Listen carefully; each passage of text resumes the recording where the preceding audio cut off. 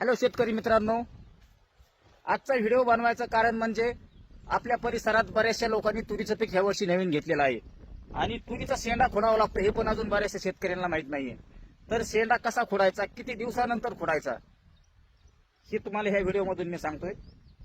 तर मित्रांनो, 30 दिवस किंवा 40 दिवस झाल्यानंतर तुरीचा शेंडा खोडायचा आहे. शेंडा खोडायचा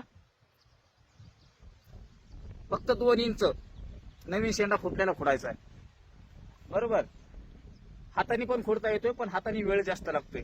त्याच्यामुळं हे मशीन असं भेटतंय, त्यांनी काम पण उरकतंय, त्याची किंमत जास्त नाहीये. आपल्या पहिल्या घरी आहे त्या फावरालाच कनेक्ट होते. 800-900 रुपयाला भेटतंय फक्त. ह्यानी काम पण फास्ट होतंय. आता तूर पहा, माझी तूर फार मांडायला लागते, त्याच्यामुळे मी 40 दिवस झाले, त्यामुळे मी कट करायचा निर्णय घेतला.